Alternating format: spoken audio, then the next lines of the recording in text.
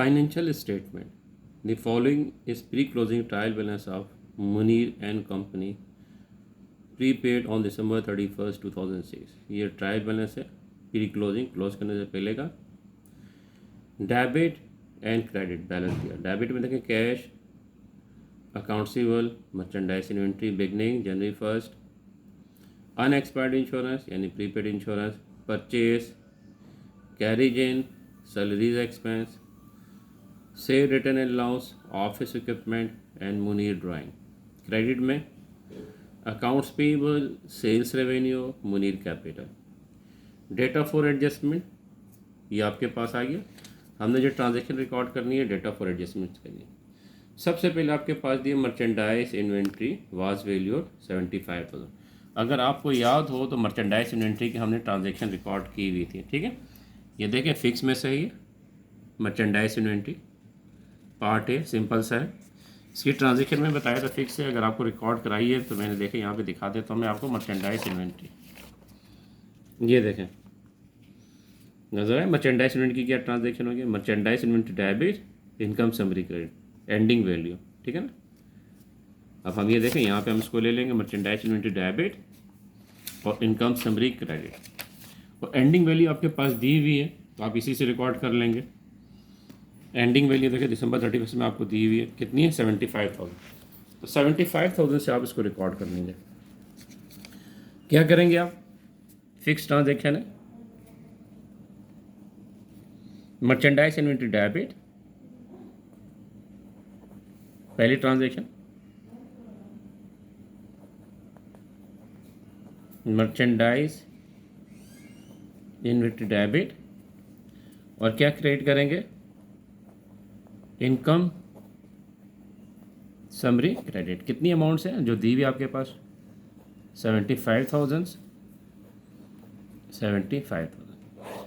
ये आ गई आपके पास पहली ट्रांजैक्शन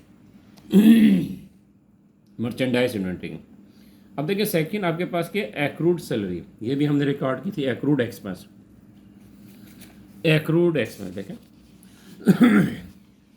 एक्रूड एक्सपेंस आपको नजर है, पहली ट्रांजैक्शन है। अब देखें एक्रूड एक्सपेंस की हमने क्या एंट्री पास की थी, ये नजर आए।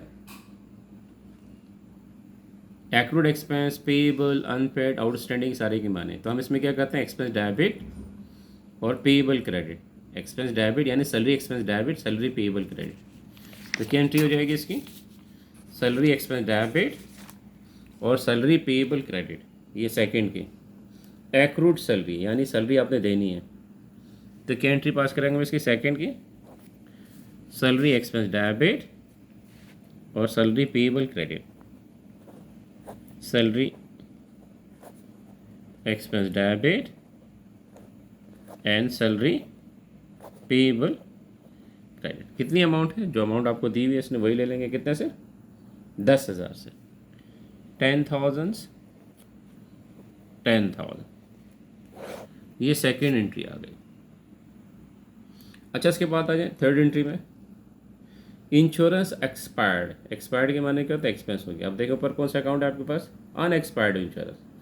अनएक्सपायर्ड इंश्योरेंस क्या होता है, प्रीपेड। अनएक्सपायर्ड इंश्योरेंस क्या होता है, प्रीपेड, ठीक है ना। ये भी मैंने आपको कराई है, देखें ये देखें prepaid asset when initially record as asset. अब ये देखें हमारे पास कहाँ गए, अब हम इसको देखते हैं। ये देखें prepaid, pre payment, advance payment, deferred expense, deferred charges. Prepaid का अकाउंट गिवन में आपके पास है, तो एंट्री किसकी पास करेंगे आप, देखें प्रीपेड का अकाउंट है,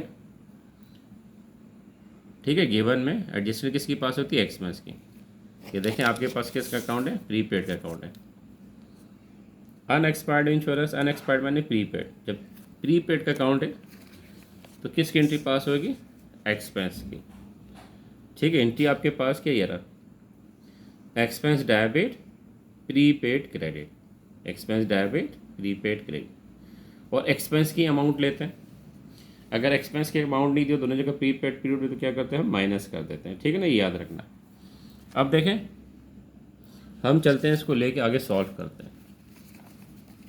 ये आपको एडजस्टमेंट याद करनी पड़ेगी, सारी एडजस्टमेंट याद होगी तो आप सॉल्व कर लेंगे, अदरवाइज आपको मुश्किल होगी। तो इसको याद ज़रूर करें। देखें हमारे पास ऊपर है unexpired insurance, unexpired insurance prepaid, नीचे क्या है, इंश्योरेंस एक्सपायर्ड, ठीक है, प्रीपेड का अकाउंट है, तो एंट्री हम किसके पास करते हैं, एक्सपेंस की। तो हम क्या करेंगे,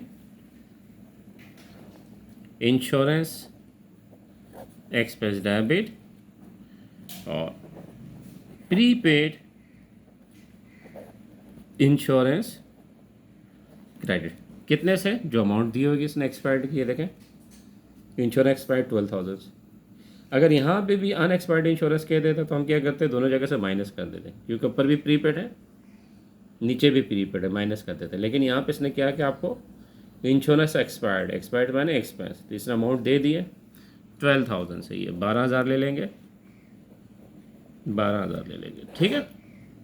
ये आपकी ट्रांजेक्शन होगी। नेक्स्ट ट्रांजेक्शन आ जाए, make allowance for bad debt 2% of net cell. Net cell पे आपने 2% लगाना। अब देखिए, भी हमने की बैड डेट्स की ट्रांजेक्शन, वो मैंने आपको बताया तो बहुत सिंपल सी है, ये फिक्स ट्रांजेक्शन। देखें आपके पास है अलाउंस फॉर बैड डेट्स कितना लगाना, 2% ऑफ नेट सेल, ठीक है ना।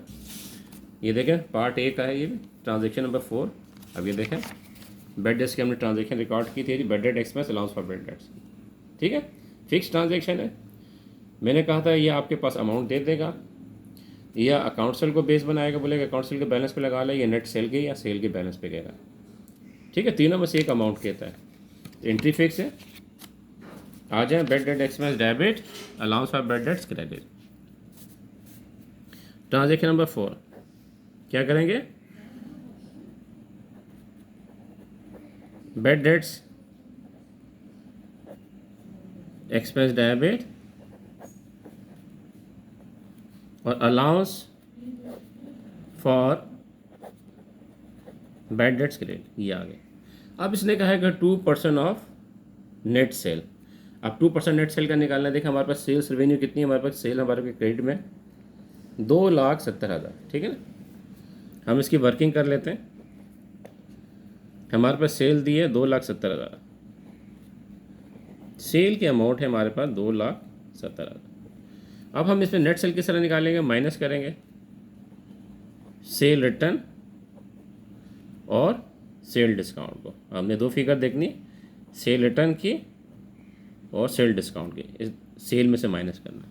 सेल रिटर्न और सेल डिस्काउंट आपको कहाँ मिलेगा, डेबिट में। सेल रिटर्न और सेल डिस्काउंट कहाँ होता है, डेबिट में। अब देखें हमारे पास सेल रिटर्न दिया हुआ है 20,000, सेल रिटर्न हमारे पास 20,000, सेल डिस्काउंट हमारे पास नहीं है, ठीक है ना। सेल रिटर्न दिया हुआ हमारे पास 20,000, यहाँ पे हम लिख लेंगे 20,000, और सेल डिस्काउंट की फिगर हमारे पास नहीं है। अगर ये भी होता है ये भी ले लेते हैं, माइनस के तो कितने हैं, 2,50,000। इसने कहा था नेट सेल का 2% अप्लाई करें, नेट सेल का 2%। अभी हमारे पास नेट सेल निकल आई, sale minus sale return sale discount, तो हमारे पास नेट सेल निकल आई। अब नेट सेल का हमने 2% अप्लाई करना है। 2,50,000 हमारे पास है, इसका 2% हमने निकालना है। तो 2% हमारे पास कितना निकल होगा, 5,000, ठीक है। ये निकल होगा हमारे पास 5,000। अब इसको हम कर लेते हैं, यहाँ पे सॉल्व कर लेते हैं। 2,00,000 हमारे पास है 50,000 डिवाइडेड बाय 100 मल्टीप्लाई बाय 2, ठीक है। देखिए 5,000 हमारे पास निकला, तो हमारे पास 5,000 की अमाउंट निकला है किसकी, बैड डेट्स की। तो हम यहाँ पे क्या लिखेंगे, 5,000 बैड डेट्स की एंट्री फिक्स थी, नेट सेल पे अप्लाई करना था। नेट सेल का प्रोसेस ये रहा, तो नेट सेल पे आपने अप्लाई किया तो 5,000 हमने यहाँ पे लिख लिया। अब उसके बाद देखें आपके पास है depression on office equipment was estimated of ₹4,000।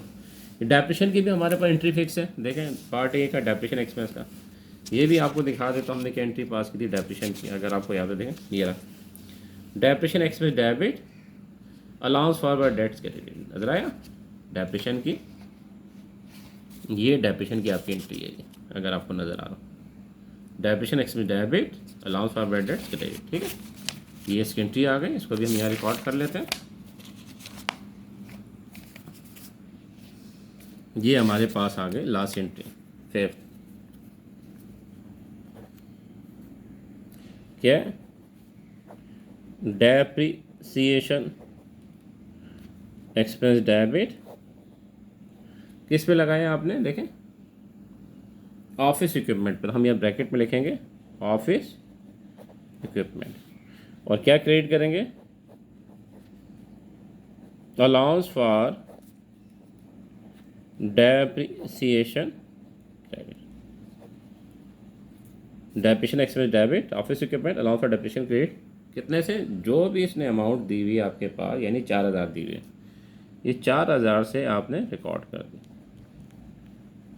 ठीक है, ये हो गई आपकी 5 एंट्रियाँ इसने दी हुई थी, पाँचों की पाँच हमने इसकी एंट्री रिकॉर्ड की।